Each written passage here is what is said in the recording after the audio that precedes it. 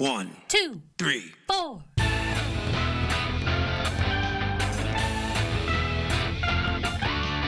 Monster movie. Fun time, go! Monster movie. Fun time, go. Monster Movie. Fun time. Go! Monster movie. Fun time, go. With Precious D and Honeybee. Fun time, go! Here we go.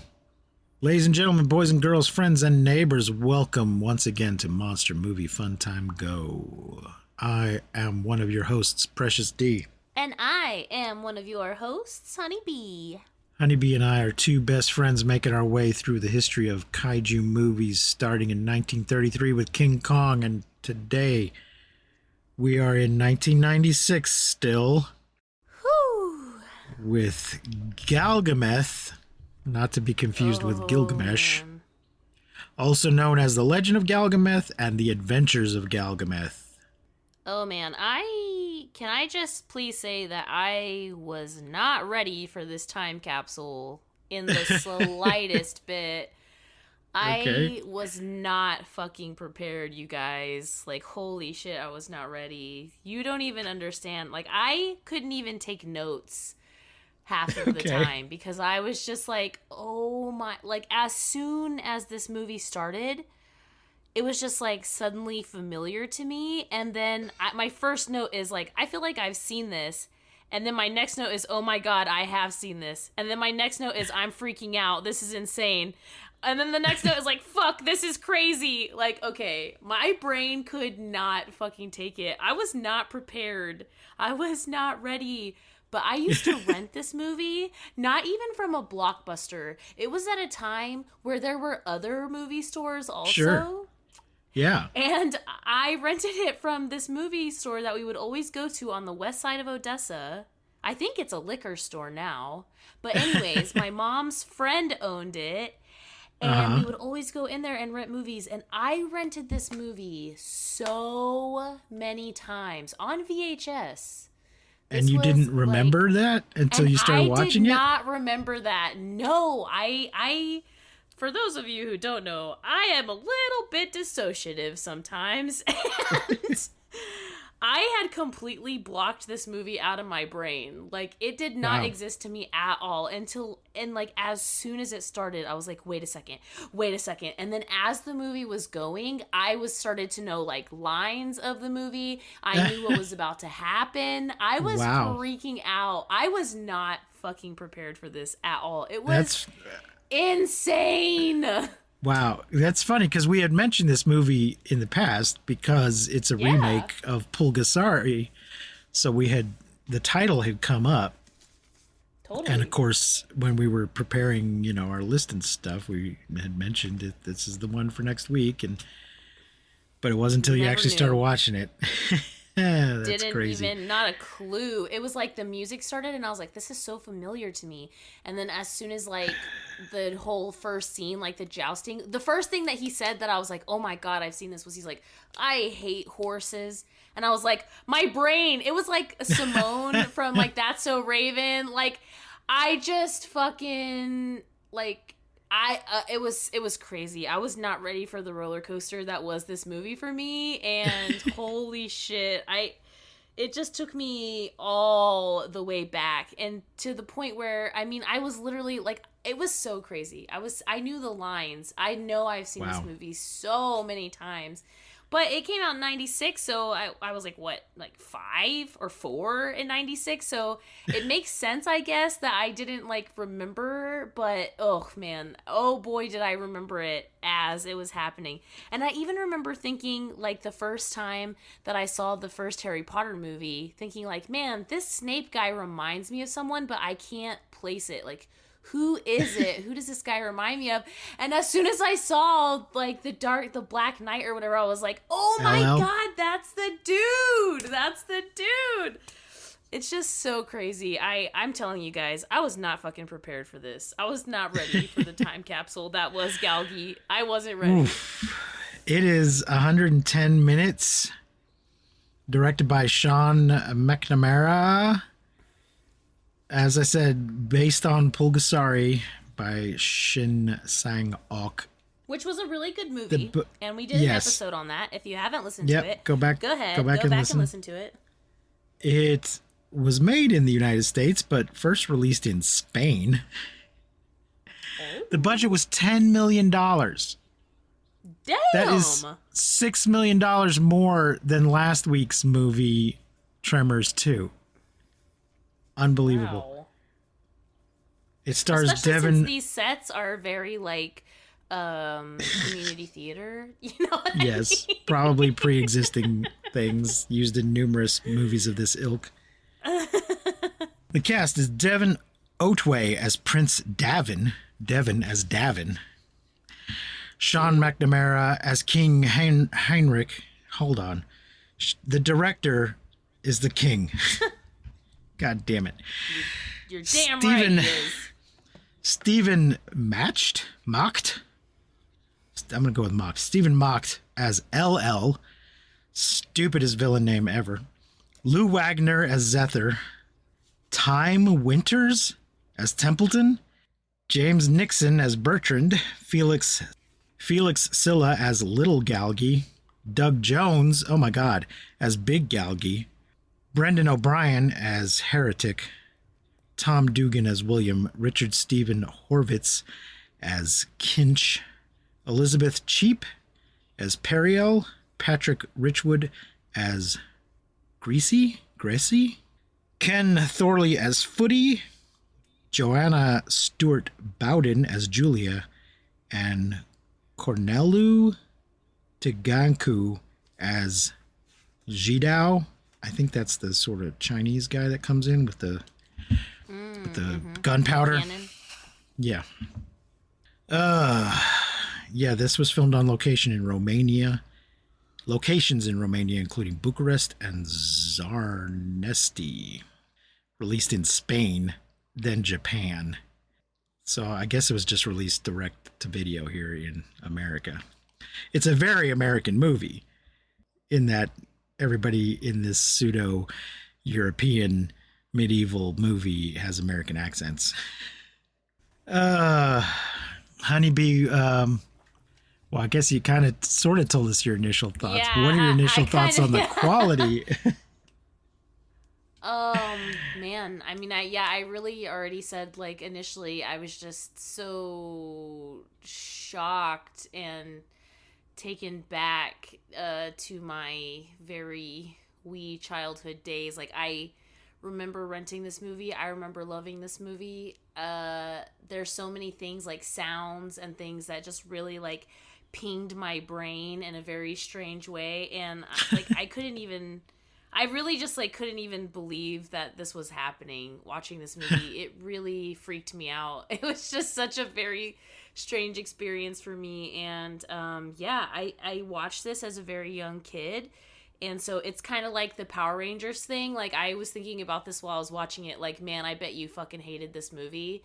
And and I loved it because, you know, it was something that I saw, like, growing up and as a very young person. So it was so nostalgic to me, almost sickening nostalgic to me, where I just almost couldn't even watch it. And then a lot of times, like, if I see a movie and, I don't know, it's like a weird part of my life, or I don't know, it's like my brain will be like, no. Like, if again, like, someone's like, hey, do you want to watch this movie? My brain will just be like, no, you've seen it, don't watch it. And I have learned to trust that, because one time my friend Topher was like, have you seen this movie? It's called Inside Out. And I was like, yeah, I have seen it, but for some reason I can't remember it. And he's like, oh my god, we have to watch it. And then when Bing Bong sacrifices himself, I was like, oh god, like, this is why I don't remember this movie. So I just learned to trust my brain. And, like, when my brain says no, then I'm like, oh, okay, I gotcha. And there's a reason why my brain is like, no, don't watch it. And I felt this way the whole movie. I was like, what is it that my brain has, like, completely blocked this movie out? And then, you know, when it gets to the scene of him, like, in the ocean, I was like, oh, yep, here it is. This is it. This is the trauma. Here we go.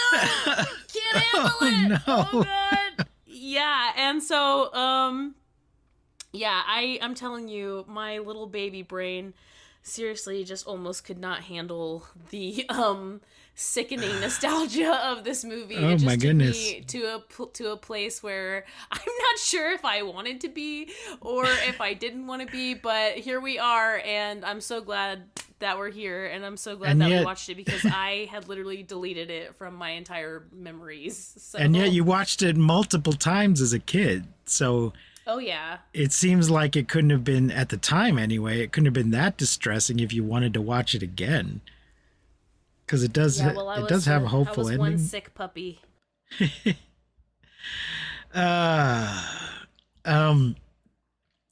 So I just wanted to mention quickly, Doug Jones, I racked it when he said his name. He has been in a lot of movies, but it often tends to be doing some sort of a suit work or some kind of thing where he's covered in stuff. Mm-hmm. He plays Abe Sapien in the two of the Hellboy movies. One of them, the first one, David Hyde Pierce dubs over the voice. And then in the second one, they were like, you know what? Let's just have Doug do the voice. Because he sounds pretty similar, and he's a perfectly fine actor, and we don't need to pay extra for David Hyde Pierce. But more recently, he is plays Saru on Star Trek Discovery, who's an alien, so he's got to be covered in, prosthetics and stuff. And he has to move in a funny way because he's an alien, and he doesn't walk like a human walks. So he's often doing this sort of thing where it has to do with not only wearing things, but moving in a certain, somebody who knows how to use their body in different and interesting ways. Shape of Water. He's also the gill man in Shape of Water. Oh, okay. Which is a very cool. similar sort of creature as the one he plays in Hellboy. Mm-hmm. And it's also directed by Guillermo del Toro, so he already worked with him. I guess we need to get into the plot. Did you take any notes? Yeah, I mean, I really tried. I got, so for like Tremors, I took like 4 pages. Like for this one, I have 1 page, and it's like, they're so spread out because I'm telling you, I could barely take notes on this. I was really just like freaking out, man. It was just, didn't too take trippy for me. No, I took none, and the Wikipedia summary is pretty short. I do want to mention, so it's based on Pulgasari. The broad brushstrokes are the same. The details are a bit different. Mm-hmm. But I remember when we were talking about Pulgasari saying that it seemed to be set in a just, vaguely kingdom in the past, but not during any specific. And I compared it to this kind of movie at the time, saying that they just talk about the king, but they don't name a specific king. It's clearly in a historical era in the past, but kind of a movie version of that. They don't give us a particular year. They don't mention the exact government, and they don't exactly even mention, we assume it's in Korea, but I don't think anyone actually says Korea. This is similar in that it is set in kind of a medieval Europe, but it's a made-up kingdom. It's not some alternate world because we see the symbols of Christianity in the movie. Is it Christianity? Is it like Catholicism, maybe? That's a branch of Christianity. Oh. It seems to be Eastern Orthodox, actually, based on the priest's outfit at the end. He's dressed like an Eastern Orthodox priest, not a Roman Catholic priest. But we see crosses and things that indicate this is on Earth, not, the planet that Game of Thrones is on. Game of Thrones is not set on Earth. I did not know that. Yeah, it's explicitly not Earth. A lot of fantasy films are, not on Earth, and ones like this are sort of, it's Earth. There's earthy things in it, but it's in this made up kingdom of Donegold with King Heinrich. That's not any real king that ever existed. So they've done the same thing with this movie in that it's sort of in the past, but it's not any specific year, and it's not a real kingdom, and it's it's just made up stuff. Yeah. But it's still sort of our history. So I just thought that was interesting that both movies seem to be doing that. But the broad brushstrokes are there is a corrupt government, there is a peasant uprising, there is a creature that starts off as a tiny little doll and is activated by tears and then grows the more metal it eats. Oh God, my heart. And I believe there was also a big cannon in both of the movies. Nice. They were going to destroy Pulgasari with a great big cannon. And yeah, but there is also a point when both monsters get buried and appear to be dead, but then they come back out from under the ground. Yeah, but Galgi knows how to party. He gets drunk. So here we go with the plot. In the medieval kingdom of Donegold, a young prince named Davin lives with his father, the noble King Heinrich. But that comes to an end when the king's black knight, LL, poisons the king. For Lent liquor. It stands for Lent liquor. Well, it's actually spelled E-L-E-L, not L.L. But I don't. Fuck face. I'll get to that. I'll get that. Yes. This guy, Stephen Macht, he's giving it all he's got. Yeah, he is. He's acting up a storm. He did not phone it in. I gotta give him credit. So it starts off with Davin is jousting. He's not actually a knight yet, I guess, but he's out there practice jousting and gets knocked off his horse, but then manages to knock the other guy off of his horse. From the ground, manages to knock the other guy off his horse. And the second knight comes up to him and takes off his helmet, and it's, Dad, what? And everybody congratulates Davin on how good he did at getting his ass kicked. And LL is having a dispute. He's some kind of advisor to the king, and he wants the king to crack down on these other people that are under their rule. I forget what they were called. The Leviathans. I don't know. That's not Leviathans. That's something else. Levenians, though, it is something close, like Levenians, something like that. Levanians. Yeah. And he's like, no, I'm thinking of freeing them. So apparently they are, if not enslaved, are occupied, subjugated, something. And the king wants to let them go and be allies with them instead of subjugating them. And LL disagrees, and so he poisons the king.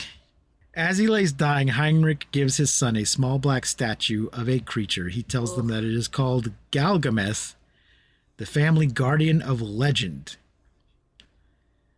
But he will be annoyingly referred to as Galgi throughout most of the rest of the movie.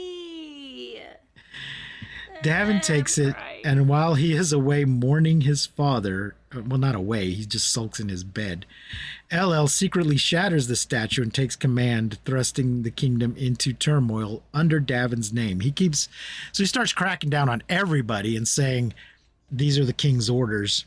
There's even a point later in the film where he tries to act like, hey, I didn't want to do this. This is coming straight from the king. I pushed back against it, but he told me no. But this is all lies.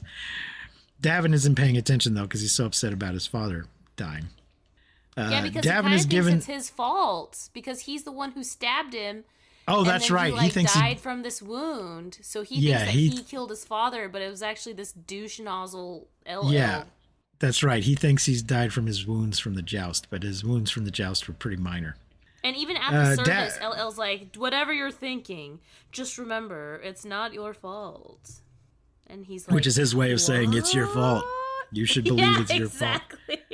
Exactly. Davin is given the broken statue by a maidservant and cries. The next morning he finds the statue, and his tears fall on the statue. The next morning he finds that the statue is becoming a living creature, which he nicknames Galgi. And his little sounds, he's like, yeah. Oh, God. Brought to life by the prince's tears, Galgameth becomes his friend and guardian as he finds himself chased by LL and in the company of disgruntled peasants who are planning a revolt in order to dethrone the man they think is the source of all their trouble, Prince Davin. that's all the plot it's got. So we're gonna back up and fill in those. Okay, yeah, we gotta back up to when Galgameth like becomes alive, and Yeah. he's like, oh my god, what are you? And then he's just like, running around all like eating metal and shit, and the blackbirds fly into the room. Yes. And he's like, because he's like, his job is to protect Davin. So Right. he's like, oh, these animals, I'm gonna kick their ass. And then Davin's like, no, those are blackbirds, ha ha ha ha. But then that becomes so important. Yes, and then this becomes sort of his attack word. Yeah. Because then after the blackbirds go, then he just goes, Galgi, blackbirds, and Galgi's like, where? Let me at him. And this comes up throughout the movie that they yell out blackbird to get him to I can't handle it, man. act. So he ends up, I can't remember how he left the castle, but he basically figures out that everything he knows is wrong, and maybe the maidservant clues it. I don't remember, but he ends up going on the run. The maidservant like tells him like, LL is doing all of this crazy shit, and he like burns books, kicks all the dogs out of the kingdom, like villain shit. Yeah, there's this whole weird thing with LL being a cat person and banishing all the dogs from the castle, but then carrying a cat around with him. Yeah. And then late in the film says something about, cats are, he starts going on about cats and how great they are. He's a wackadoodle for sure. Which makes me think the writer, director, whoever is a dog person that is aggressively anti-cat.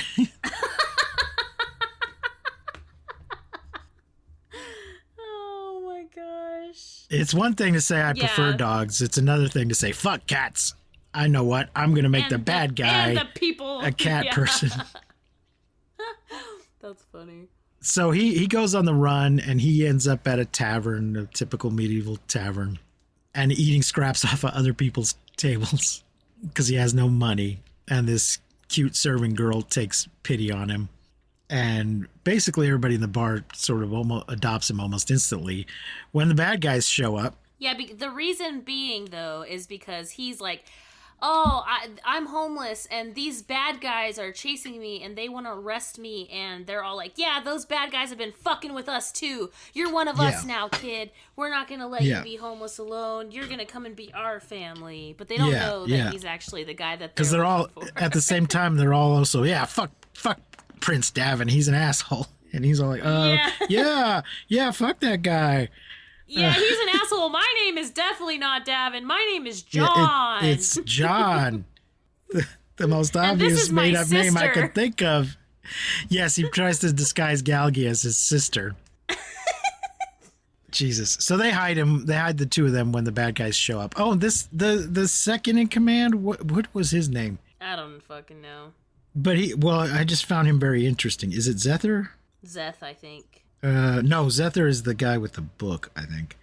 The mage who has the not mage, but the scholar guy who has the book of legends and stuff. Oh, yeah. Mm-hmm. Maybe it's Kinch. Maybe that's who I'm thinking of. I don't know, but we got to talk about Galgameth getting drunk. The main henchman just has some interesting moments throughout the film where he's questioning the bad guy and even helps the prince at the end. So I liked that guy. So they hide the kid, and he starts living with them. Kind of, there's sort of a Robin Hood and Merry Men thing going on in the forest, and they start trying to teach him how to fight better. The girl is giving him sword lessons with the worst fucking sword I've ever seen in a movie. Hey, her dad made that sword. Exactly. They make a big deal about how her dad made this sword, and I'm like, did he stop halfway through? There's no point. Was he interrupted? There's no point on that sword. It looked almost flat. I don't know if this was a safety thing because the kids were using it, or I don't know what the fuck it was, but it just looked like shit. But later on, when they're gathering up all the metal for Galgi to eat so he'll get bigger, he puts the sword she wants him to eat the sword, but he he saves it for her. Yeah, he clearly likes this girl, and she likes him from the get-go. And her father is the king, and he's dead, isn't he? No, he's alive. He is the guy? Okay. It was unclear to me if her father was dead or if he was the sort of the head of the peasant revolt. Yeah. They made him king. Because they don't really have any... They don't have a whole lot of moments together to indicate that they're father and daughter. Yeah, the only reason why you know it is because whenever they get, like, captured and then they go and, like, save them, when Galgameth, like, storms the building and they, like... save them, she's like, Mom, Dad, and they like have a hug moment. Oh, Mom's there too? Okay, I guess I missed that part. Yeah. So anyway, he is the king of the oppressed people, the whatever, the Lilliputians, whatever the fuck they were called. So she's a princess, but she's been working as a barmaid because they're occupied. He's like, like king of the dipshits, basically. Like, he's king of all the poor people. It's like she's a princess, but he was like not born a king either. He was appointed king of these people. Like, they all decided, you know what, this guy should be our king. Like, they don't have a hereditary monarchy. They have a democratic monarchy. No. That's good. Yes, That's good. Yes. It's very progressive of them. So there's a lot of Robin Hood type shit in the forest. There's various attacks back and forth. Galgi gets bigger and bigger as he eats more metal. A bunch of them get captured at one point, and Galgi and the prince go free them, and Galgi eats the cage to let people out. Yes. It's so funny whenever when he's trying to pass him off as like a person, and people like look at him and they're like, "Oh, poor dear. Oh, poor thing must have been deformed by the plague." Like, it's just so goofy. It's so funny. Yeah, and at some point they bring in this Chinese expert to build them a cannon, and during one of the battles, Galgi gets shot with his cannon. And I don't know why he doesn't just eat the cannonball, but he doesn't. And he gets buried, and everybody assumes he's dead. But there's this moment when John goes to try and wake him up, and he gets everybody chanting "Blackbird, Blackbird" to try to wake Galgi up, which works. God, my heart. And he comes bursting out of the ground.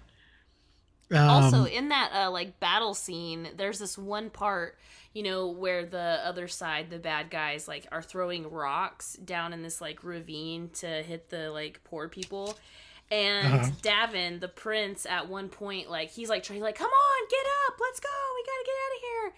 And there's this one specific guy that he picks up. I literally had to rewind it because this guy just looks like a set guy, like, or like a hipster or something. I'm like, wait, like, it's like everyone is in these like medieval costumes, and then there's just this dude with like a black shirt and a beanie, and like it's not, it just like looks like that for a second. I was like, wait a second, what is that, like a part of the camera crew or something? Because this guy just looked like he was dressed like for in the 2000s, not like whatever time period this is. It was so funny. It was so random. Like, did he just pick up a set guy? Yeah. They're like, hey, what are your grips? We need an extra person here. Get on over here. Yeah. Do this thing. Yeah, exactly. So at some point, I don't know what, I missed somehow how it happened. The prince ends up getting captured.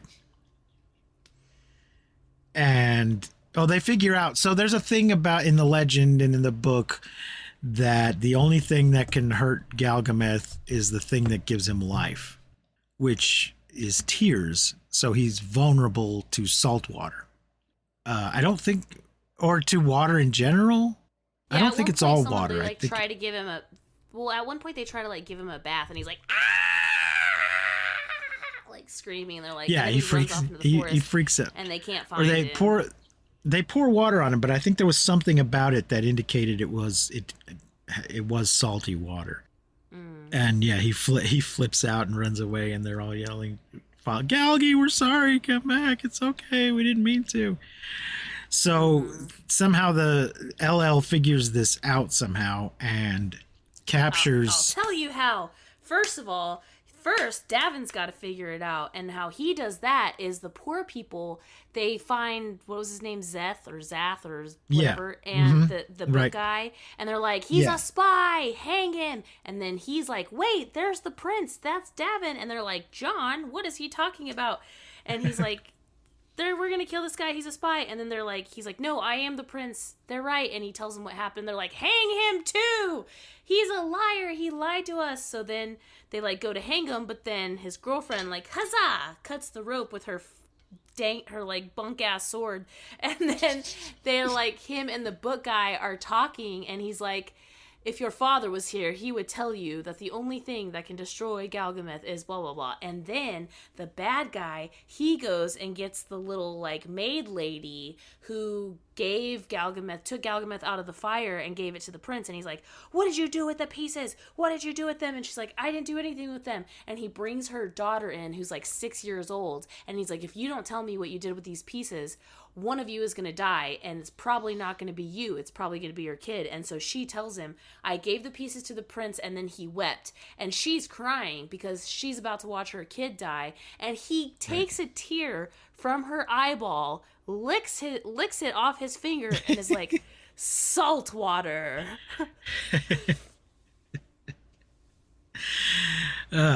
So he ends up capturing the prince and ties him to a boat and takes him out off the shore to try and lure Galgameth out into the salt water.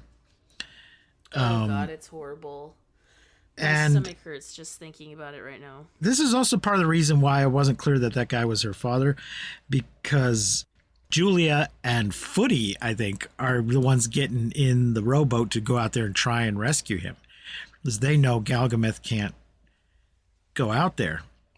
And the prince knows this too and doesn't want him to come rescue him. So they're trying to get out to him in a rowboat to rescue him. But eventually Galgi decides that he's going to have to do it because nothing else is working. The other people aren't going to. Oh, he sets the boat on fire. The bad guy sets the boat on fire. So Galgi's like, oh, I gotta go.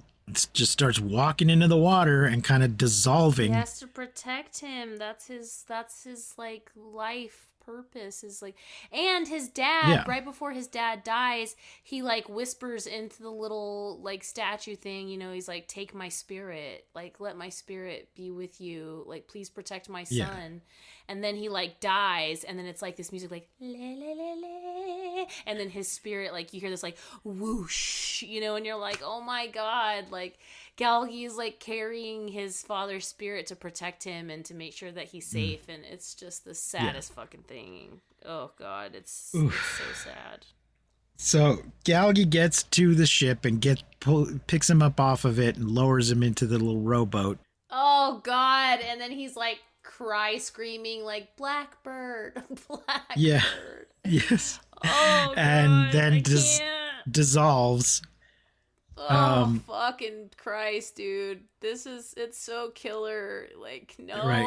It's like that scene in E.T. where E.T. dies for a minute and Elliot's freaking the fuck out. It's very similar vibes, y'all. Yeah. Ugh. But then that's not the climax yet, though. Then we have to have a fight on the beach. Well, LL and his men have gotten back to the beach and then are about to go do bad guy stuff. And then John has somehow gotten a hold of a horse and a stick and comes charging at him down the beach. It's a paddle. It's the paddle from the That's rowboat. it. Right. You're right. It's the paddle. Yeah. It's the paddle. And comes charging down him. So he's like, okay, I'll joust you, you little shit. And he successfully knocks LL off his horse, and then they get down to continue like you do in a joust. First you knock him off the horse, then you got to get your hand weapons and get down and fight. And they have a sword fight. And earlier, Julia had taught him a very basic sword fighting trick where if the person has your sword pinned, then you just swing it around in a circle and if you're lucky, will disarm them. And so he uses this trick and manages to win the fight, but then he decides to have mercy on LL and not kill. He does that thing where it looks like he stabbed him, and then we pull back and see, he's just plunged the sword into the sand right next to his head. Mm-hmm. And like a dum-dum who's never seen any of these movies, walks away, leaving the sword behind him. And LL, like a bad guy, picks up the sword and goes to kill the prince. And the prince manages to pull LL's knife off of LL's belt and stab him in the gut with it, because LL does some really bad showing off swinging before he kills him, giving him just enough time to do this. Yeah. So this is when the second bad guy does his turn, because he doesn't have the prince doesn't have a sword. After they get knocked off of their horses, the prince doesn't have a sword, and the second in command guy gives him his sword so that he can fight. He's like, "Davin, here." And it could be because he hates LL, or he just thinks it's unsporting. I might be a bad guy, but I have a sense of fair play. It's a little unclear why he does this. He might just do it because he's chaotic evil and just wants to stir shit up. I don't know. I think he does it because he realizes that LL is just full of shit and he's a douchebag after. Right. Well, he's doing a bad job. Watches Galgameth die, and then he's just like, "Fuck this dude." Yeah. Well, he's been doing a bad job. He's not running the kingdom well.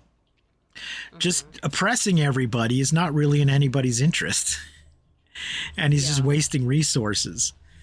So anyway, he kills him, and then he tells the other guy, "Hey, you should come with us." And he says, "No, I don't remember his exact line, but he's basically, I'm not good enough. You need better people than me in your administration." True though, true. So thanks, but no thanks. But yeah, I wish I could remember the exact line, but that's basically what he's saying. And no, I'm not up to the job. I'm not good enough for you. But thanks. And he rides off. And then we cut to a wedding scene between these two teenagers. Or are they just getting crowned? No, I think they're just getting crowned. They're just getting crowned. But it certainly implies, if not a wedding, at least a betrothal. And then they go for a little walk on the beach in their fancy clothes and find the little tiny version of Galgameth on the beach and are happy. And then they just start calling him Galgi. Yeah, they start skipping back the other direction, yelling his name out. Oh, God. So, my heart, dude. I can't fucking take it. So he's not exact. I guess. I mean, he was never really alive exactly, but he's returned to his original state, which I guess. Yeah. If you cry on him again. So that Davin can give him to his son. Yeah. And it's a family thing, When he's needed. So whenever his son is, gonna be king or whatever, or he gets poisoned by the next fucking weirdo, then his son will have Galgameth, and they will go on. Now, his one big will difference. go on and on. One big difference between this film and Pulgasari, and one of the many reasons I think this is an inferior film, is they don't really address the issue of, we're going to run out of metal to feed this thing. And this thing that was our salvation is about to become our problem. There is a time when they hesitate, well, if we give him our metal to eat, we won't have our weapons to defend ourselves. And the prince is like, but you won't need those weapons if you give him the metal, because he'll be big enough to fight for all of us. So they're like, okay, fine. But in the original, the issue was that the government wanted to take their farm implements to make weapons, and they couldn't feed themselves if they allowed that to happen. So they have Galgameth to defend them, but then at some point they have to give Galgameth their farm implements to protect them. So they end up in the same position they were in the beginning, that if we keep feeding this thing, we won't be able to grow food to feed ourselves. And that becomes a real issue and an interesting irony and stuff. And that just isn't in this version. Thank the Lord. Well, no, I think that makes it an inferior movie and a less complex and less interesting movie. But this is a children's movie. Well, exactly. I think this is very much a children's movie, and the other one was not. Yeah, for so sure. I think that's why it is.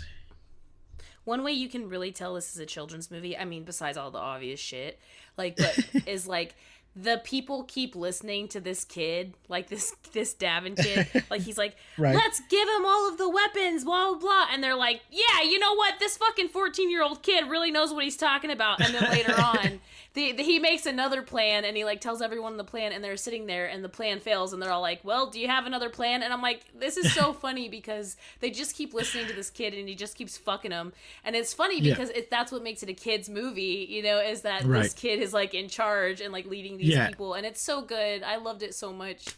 I was not prepared, like I said, for the to step into literally 1996, but I'm so glad that I did, and it was so good. And the thing is, in the real world, when you have a 14-year-old kid on the throne, there is a regent who will rule until he's old enough, and that's all understood. And everybody in the real world would know. Well, LL is the regent. The kid's not calling the shots. LL's calling the shots because he's the regent, and it would be an official thing rather than just this big lie and everybody would not know that and understand that. We've seen this in history. Anyway, there you go. Honeybee, God, I hesitate to ask. You already know what I'm going to say. What are you going to rate Galgameth? Man, I'm so sorry. I'm really sorry to do this to you, but it's 5 stars for me. Yeah, it is 1 star for me. I believe it. I knew it. I knew it when I was watching it. And I honestly, when I was going into it, especially because we talked about it and you were like, oh God, man, so sorry about this one. I was like ready for it to suck so bad, but I'm telling you, when that opening music happened, it was just like, it hit my brain in this really strange way. And I was like, oh my God, I think I've seen this. And then it was like, holy shit, I think I'm gonna vomit. I found most of the performances to be not great. Weird that they're all just Americans. Just no effort. LL, it's hard to tell if he's putting on an accent or that just is his accent, but he sounds more appropriate to where this movie's supposed to be taking place. He was the best actor in the thing. It's not that the rest of the adults... It's not that the rest of the adults are bad. It's just that the kids are kids and they're, you know, they don't have the experience and the skill to be the center of this film. For me. They're child actors, and they're very much child actors, and that's the level of performance you're getting, which as a child you may be more tolerant of, but as an adult, I thought it was amazing. This movie wasn't made for me, and so it's a little unfair, but my personal experience watching it was a 1-star experience. And mine was a very strange roller coaster of a 5. Wow. Well, I'm glad somebody got something out of it. Yeah. Next week is another children's movie, Rebirth of Mothra 2. I believe you can watch that on Tubi or Pluto, whichever one of them is that has a Godzilla channel now. Pluto, isn't it? Yeah. It may also be on Max. I'm not sure. Though. Yeah, I think it is on Max. Yeah. But you shouldn't have any problem finding Rebirth of Mothra 2. So please follow us on the Patreon, like and subscribe, rate and review, and all of those things. That will do it for now, though. Until next time, I have been Precious D. And I have been Honeybee. Remember to keep calm and take shelter in basements. And please don't misuse science. We won't see you, but you will hear us next time on Monster Movie Fun Time Go. Let's go. You've been listening to Monster Movie Fun Time Go. If you enjoyed the show, please rate and review us on your podcasting platform of choice. Our theme song is by the Texicano Folk Rock Punk featuring Lita Lopez. You can support the show, find links to our social media, and even leave us a voice message at anchor.fm/MNFTG.